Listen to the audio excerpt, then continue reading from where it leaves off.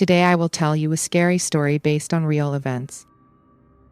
I lived in a small town in rural America, the kind of town where everyone knew everyone else and nothing much ever happened. But there was one event that occurred during my childhood that shook the town to its core and left an indelible mark on my psyche. It was the summer of 1995, and I was 9 years old. My friends and I were spending our days riding bikes and playing in the woods, enjoying the freedom of summer vacation. But one day, everything changed. I remember waking up to the sound of sirens and rushing outside to see what was happening.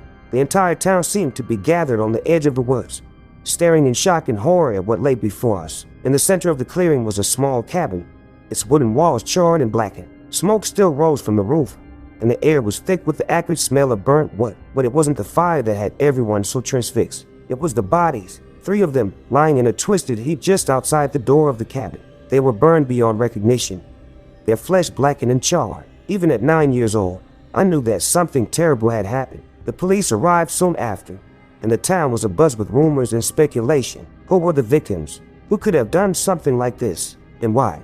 As the days passed, more information began to come out. The victims were a family who had moved to town just a few weeks prior. A father, mother, and daughter, all dead in the prime of their lives. The father had been an artist, the mother a nurse, and the daughter just 6 years old. The town was in shock. Nothing like this had ever happened before. There were no suspects, no leads. The killer had seemingly vanished into thin air, but the rumors persisted. Some said that it was a crime of passion, that the father had been having an affair and the lover had turned violent. Others claimed that it was a drug deal gone wrong, or a dispute over money. But there was one theory that stood out above all the rest. The theory that the killer was something otherworldly, a creature from beyond our understanding. It was a theory that was scoffed at by many, but it was a theory that I couldn't shake from my mind. As the weeks turned into months, the town slowly began to move on, but the memory of that night stayed with me.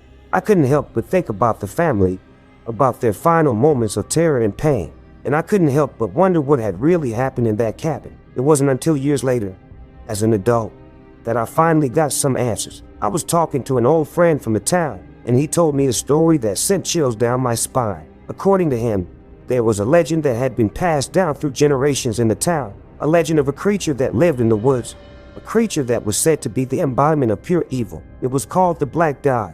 According to the legend, the Black Dog was a shapeshifter, able to take on any form it desired. It was said to be a master of deception, able to trick its victims into believing that it was harmless before striking with deadly force. But what was most terrifying about the Black Dog was its ability to control fire. It was said that it could summon flames at will, burning its victims alive in a matter of seconds. I was skeptical, of course, but as my friend continued his story, I couldn't help but feel a sense of unease. He told me that the night of the cabin fire, there had been reports of a strange black dog seen roaming the woods. Some said it was just a stray, but others claimed that it was something more sinister. And then he dropped the bombshell. He told me that the police had found evidence that the fire had been intentionally set, and not just set, but set from the inside of the cabin. It was then that I realized the truth. The black dog had been real, and it had claimed the lives of that innocent family. I couldn't sleep that night. The memory of the black dog haunted me, and I couldn't help but wonder if it was still out there,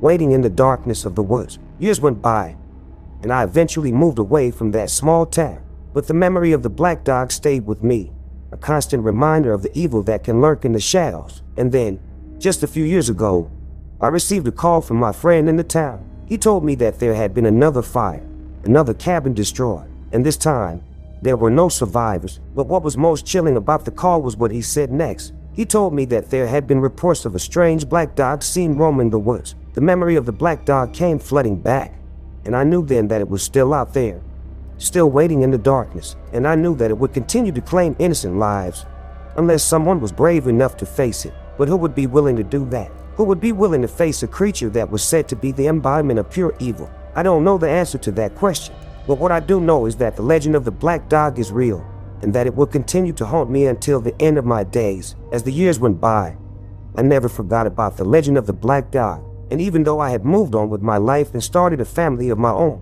the memory of that creature always lingered in the back of my mind. But then, one fateful night, everything changed. It was a dark and stormy night, the kind of night that sends shivers down your spine. I was home alone. My wife and children were out of town visiting family, and I had settled in for a quiet night of watching TV. As I was flipping through channels, I heard a strange sound coming from outside. At first, I thought it was just the wind, but then I heard it again. It was a low, guttural growl, the kind of sound that could only come from a large animal. My heart started racing as I realized that the sound was coming from my backyard. I got up and walked over to the window, peering out into the darkness, and then I saw it, a pair of glowing red eyes, staring back at me from the shadows. My mind raced as I tried to figure out what to do. Should I call the police? Should I grab a weapon? But before I could make a decision, the creature started moving towards me.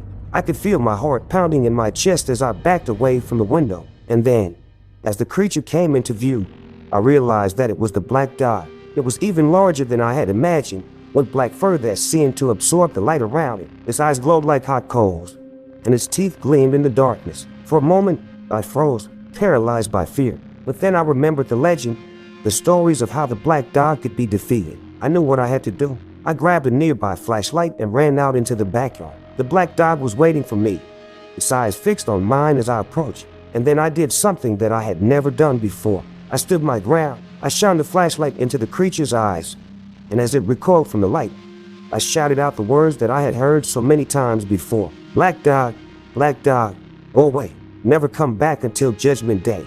The words echoed through the darkness, and for a moment, everything was still. And then, with a final growl, the black dog turned and ran away into the night. I stood there for a moment, catching my breath and trying to process what had just happened. And then, as the adrenaline began to wear off, I realized that I had done it. I had faced my fear and conquered it. The legend of the black dog would always be a part of my life, but now it no longer had power over me. I had faced the creature and come out victorious. As I walked back inside my house, I knew that my life would never be the same, but I was grateful for the experience, for the chance to face my fear and emerge on the other side. And who knows, maybe one day, another brave soul will face the black dog and defeat it for good. Until then, I will always remember the legend and the night that I stood up to the darkness and emerged victorious. If you enjoyed the story, don't forget to like, subscribe, and share. New stories every Tuesday and Saturday.